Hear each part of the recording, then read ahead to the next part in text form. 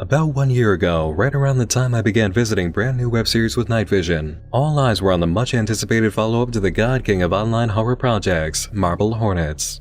Clear Lakes 44 was the sequel we'd all been excited to see, and when it came, thousands began watching in earnest. But as time went by, fewer and fewer videos came from the series, less activity was seen, and in April of 2016, the project came to a close after a lot of complications. Taking its place is ECKVA, a series led entirely by Troy Wagner, the founding writer and main actor behind Marble Hornets. This pretty much guarantees that ECKVA will be a more concrete project and present a more cohesive creative vision than we had in Clear Lakes 44. This is, in effect, the true follow-up to Marble Hornets, and I'm happy to say that after seeing the latest episodes that came out, the evidence for ECKVA being a real successor to Marble Hornets is here. Like we saw in Clear Lakes 44, the ECKVA project actually began with an interactive prelude that had fans using a website and emails to gain information. Events began on September 21st with a new tweet by the Clear Lakes 44 account, back when it was going under that name. I see with new eyes. 4 days later, everyone who had submitted an email address for the Clear Lakes game received a message. It was revealed through the message that D. Scott, the mystery figure in the Clear Lakes campaign, was Danielle Scott, former president of Clear Lakes Communications. I say former president because the reveal came in a declaration that Clear Lakes had been purchased by a longtime rival, a television network with a name that was redacted. Ongoing financial issues and struggles to maintain decent ratings were cited as reasons for Clear Lakes going under, and Danielle Scott, who had been hired to help the company, just couldn't reverse the damage. 9 affiliate stations of Clear Lakes would be going off the air, and none provided a comment on the company transfer. Along with the email message, players received this picture revealing the name of the new series. The Marble Hornets Twitter account changed its name a day later to a series of symbols matching the censored name of Clear Lakes' new owner. Its first tweet under a new name read, "Will you go as far as I have?" A new email was sent out on October 1st under the Danielle Scott address. Whoever runs Clear Lakes, now known as ECKVA, seems to be just fine with using old accounts. Thank you. Your request has been received. Your ticket number is 531122142. Additional notes: you do not want to do this. Users quickly discovered that the ticket number is alphanumeric code, translating to ECKVA DB. Another cryptic tweet came from the old Marble Hornets account on October 2nd, promising that investigators will regret their involvement in this, and the D. Scott account sent out another email, giving out the meaning of ECKVA DB. Thank you for contacting Database Services. We require additional information to properly process your request. Tell me, what makes you scared? The emails sent out were from ECKVA Network's database system, and for some reason it used Danielle Scott's old account instead of creating its own. The system wanted to fill the database with the fears of investigators. Anyone who replied with a joke received an error message back, but those who were honest received this: database entry has been logged. Thank you. Your support ticket will be resolved soon. ECKVA.network. The reason for writing out ECKVA Network in such an odd way was figured out fairly quickly. ECKVA.network was a clue letting investigators know about a website, ECKVA.net, which held a status of being offline until October 5th, when the full list of fears given to the system was posted to the front page. Right after discovery of the website, another batch of emails came out, but with a twist. Everybody got the same email message, but players could receive one of 4 different images and had to come together as a community to discover their meaning. Resolved. Your support ticket is now closed.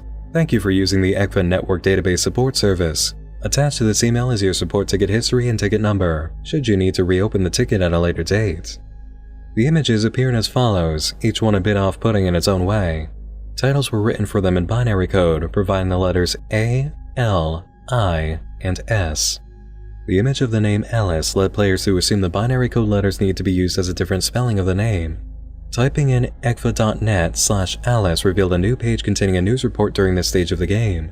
Since that point, it changed up a few times. We may not have screenshots of each update, but extensive record keeping by players of the ECKVA game means the information presented at any point was saved. The first document from the Alice page reads as follows. Local Clear Lakes affiliate reacts to buyout. Clear Lakes 88, a local affiliate station for Clear Lakes Communications, was supposedly never informed about ongoing buyout negotiations, according to a source from station management. The source, who requested to remain anonymous, says the buyout announced 3 days ago was a complete surprise to me, although they were well aware of CLC's financial challenges. I wish I could have been given a heads up of some sort, the source later said. We recently had a new hire that uprooted their family to come here. Had I known that this buyout was in the works, I never would have approved it.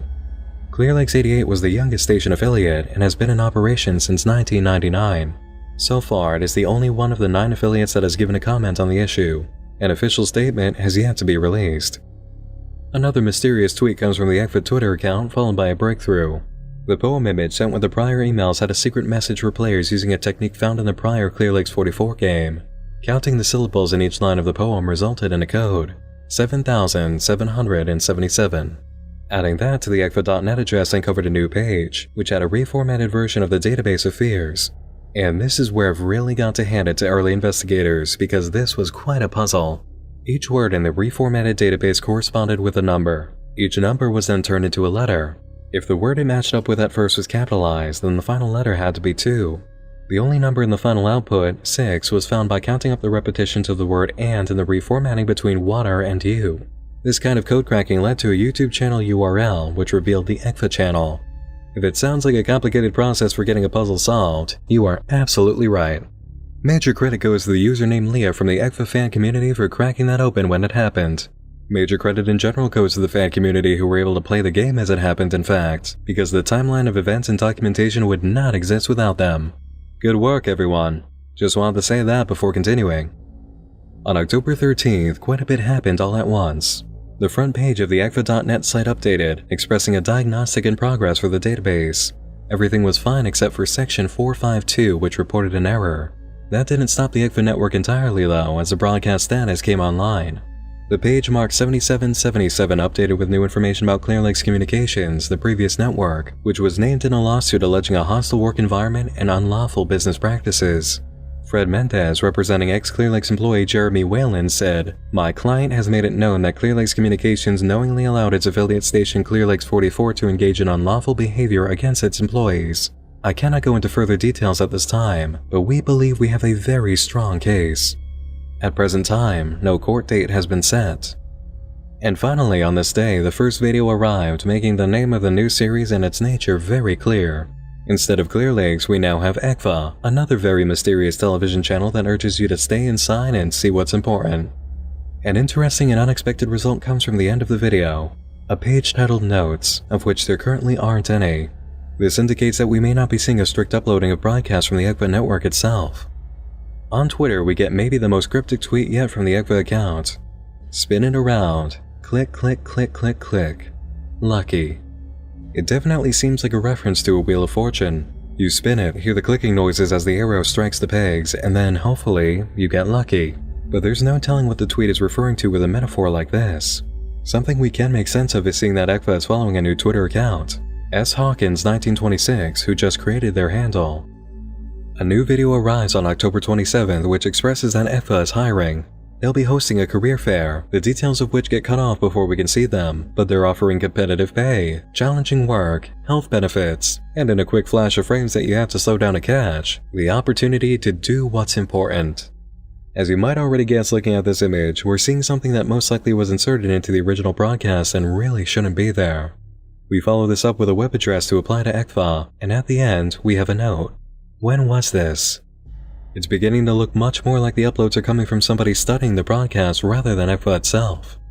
S. Hawkins 1926 on Twitter says, "I never saw that employment ad. It looks very old. A lot of people are mentioning me. I probably don't know much more than they do." Clearly, Hawkins is being addressed by those on Twitter who saw the ECKVA account was following them, but Hawkins doesn't know why they've been followed. On November 3rd, Hawkins clarifies precisely where they stand when it comes to ECKVA. "A lot of people are asking me this, but the only relation I have to ECKVA Network is that I had a job interview with them several years ago. I was applying for a lot of jobs back then, so I don't remember anything specific about my application. I wish I did. I haven't submitted an application from ECKVA.net/careers either. Seems like a bad idea to give info to a stranger like that. Come to think of it, my information was probably stored in a file somewhere before ECKVA shut down. It's possibly still out there somewhere." The career page from the ECKVA site has an image of the application and address to send a completed version, careers@ECKVA.net. The preliminary employment application seems way more like an information phishing tactic than a legitimate document. As Hawkins said, bad idea to give info to a stranger like that. Our new friend Hawkins becomes a more important figure on November 6 when they begin a series of tweets that continues the Prelude website game. "Got something weird in the mail today. No return address on the envelope. This card is all that was in it. 580412 is stamped on the back. Tried to make something with a binary on the front, but it just came out to gibberish. I think there might be something else there. I mean, with the numbers on the front, the placement of the ones and zeros might mean something. It may not be binary at all. Now, this puzzle cracking bit has a few steps involved, so you'll have to stay with me here. The numbers that make up the ECKVA title do have a meaning. They have two, actually. In order to begin making progress, players had to count the number of ones in each line going from left to right. That provides the code 95727. There are 9 ones in the first line, 5 in the second line, 7 in the third, and so on. Going to the page ECKVA.net/database/95727 provides the message, "Hello ECKVA_admin. This is an automated message generated when a new password for your Access account is generated." The entire purpose of this page is letting players know that they need the username ECKVA_admin. There's also a password to go along with it somewhere, but we'll get to that one in a moment. The next step is counting the amount of ones in each column of the ECKVA title, which brings up a very long string of numbers. By using ECKVA.net/database/that entire string of numbers, you get an authentication request where you need to put in a username and password. We already have the username ECKVA_admin. The password is the number found on the back of the card, 580412. This reveals a page with a picture of a screen talking about new children's programming for ECKVA Network. This show is behind schedule and should not be released. The database reference for the show is 452. Do you remember that number from earlier when the database encountered an error in section 452? This is why it couldn't be accessed. 452 is a children's program, and something is wrong with it. Whether the issue is that it's not ready to be opened in the system because it's behind schedule or something much worse has happened has yet to be seen. So what happens if you try to access ECKVA.net/database/452? You get hit with another request for administrator credentials, and the ones you just used aren't going to work. 452 is a restricted area, and we don't have the keys to get in yet. With the puzzle from ECKVA's business card solved, events move forward. On November 8th, Hawkins receives an email from D. Scott about careers at ECKVA, claiming that the previous application was retrieved, and if they want to proceed with the application process, they'll contact Hawkins. Then they ask, "Are you sure you want this?" Whoever's overseeing careers retrieved Hawkins' old application. On November 15th, Hawkins says things have been quiet lately and they're trying to figure out what the children's show behind schedule was. The Marble Hornets account overtaken by ECKVA tweets at them saying, "See what's important. Do what's important. We have what you're looking for." Many who were following the ECKVA Twitter became aware at this point of the Hawkins character in their account. Things get worse for Hawkins as the days go by. On December 3rd, they write, "The same person has been calling my work phone and hanging up the past several days. That hasn't really happened in the past." On January 4th, viewers get a major payload on the ECKVA channel. After the channel ID, we're shown a card presenting the following material as a test, and then see a title slate for Alice Pastry, using the same spelling from the Prelude game. It's referred to as test number 452, copyright of ECKVA Network, Department of Children's Programming. Before we even view the footage, I want to highlight the use of the word test here. It's a very odd choice for television development. Usually, early work is referred to as a pilot, or if it's animated, a pencil test or animatic. Alice Pastry is then shown to be one of the worst attempts at youth programming in history, looking like a mix between minimalist abstract art and an illustrated seizure using watercolors. The central character is only ever changed out for one with this face after delivering a message through distorted audio, telling viewers to stay inside, they see us watching. The central character's arms grow into tree branches and their color becomes inverted, giving them an infected appearance.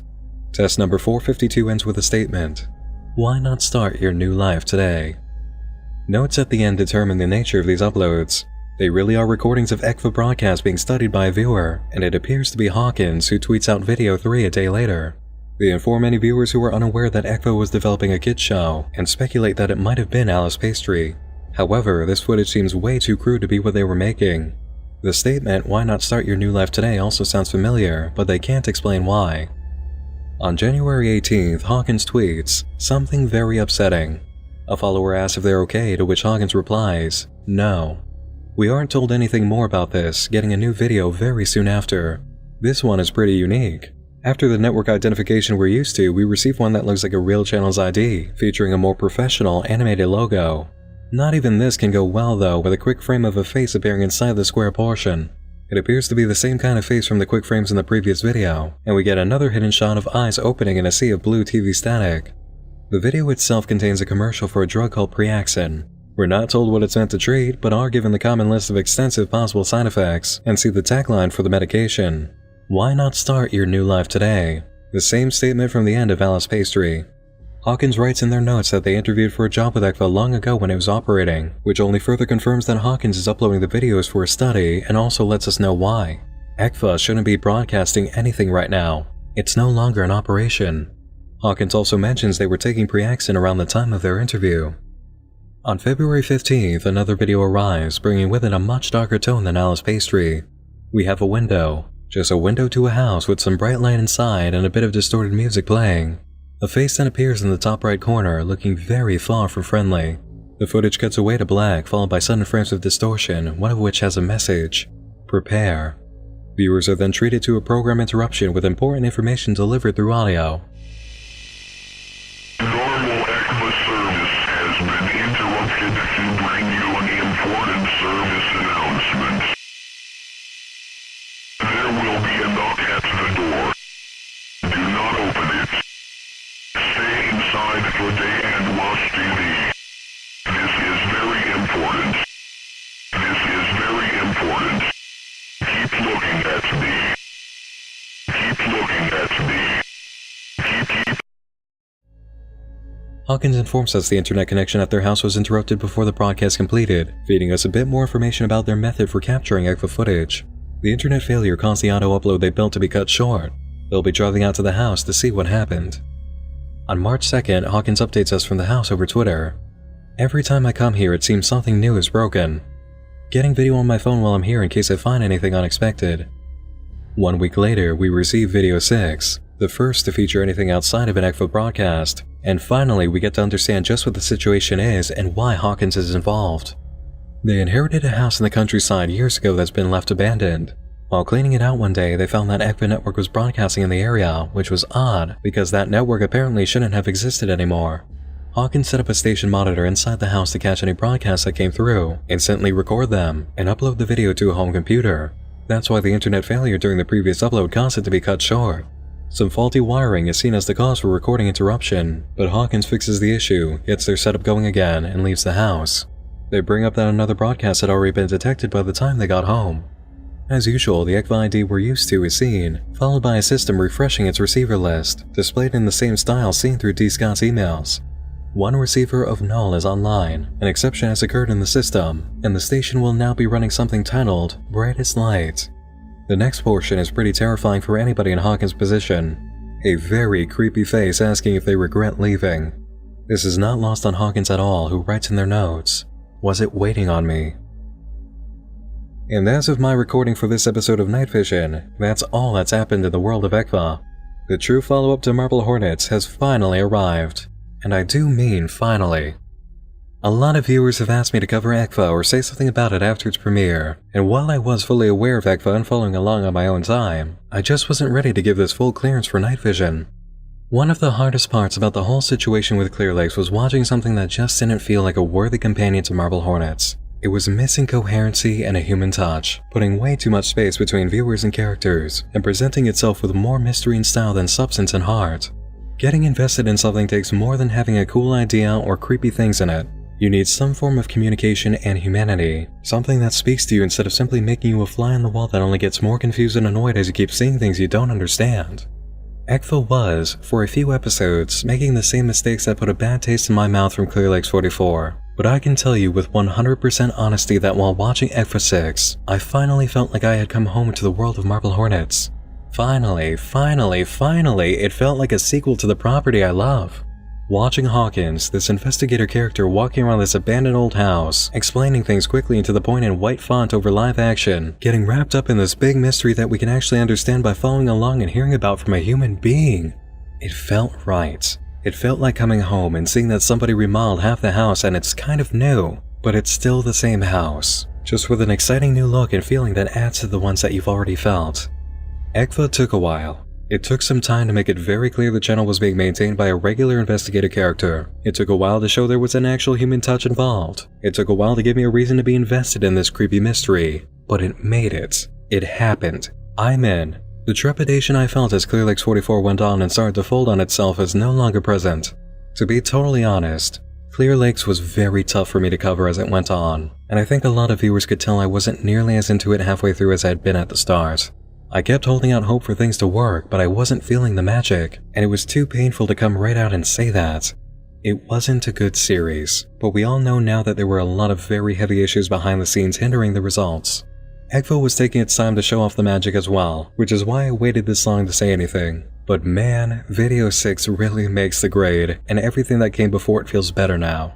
Video 6 makes me like everything else involved 5 times more than I already did. We have context, we understand, we can see what the situation is. Some very freaky person is broadcasting a dead TV network's content for reasons we don't know. It's been chopped up and edited into something disturbing. And now Hawkins, this average person going out of their way to investigate, is being targeted for looking into it. I'm sold. This is the premise I expected out of Clear Lakes 44, and this is the premise I want to keep watching and feel good about recommending. ECKVA is the successor to Marble Hornets that we deserve, and the Hawkins character is one I'm happy to follow. Also, I'm going to put this forward now as a possibility I'm beginning to suspect. Reaxin might just be the medication used by Tim and Brian in Marble Hornets to keep the operator out of their heads. It would be a very smart way to tie things together, but if it turns out to be completely unrelated, I'm still highly interested in learning about Reaxin. I'm highly interested in general. The verdict is out. ECKVA is a series you can believe in. Go subscribe to the channel, follow the old Marble Hornets account and Hawkins on Twitter if you haven't already, and start poking around the ECKVA website. Here's a list of all the pages that have already been uncovered. Thanks to all of you for watching this long-awaited episode of Night Vision, and thanks to all of my supporters on Patreon. Stick around to the end of the video to see the names of all of these awesome creatures of the night. That's it for now, everybody. Thanks for joining me in the dark again this evening. Once more, I'm Nick Nocturne, and just like the spirit of Marble Hornets, I'll be seeing you again real soon. Sleep tight.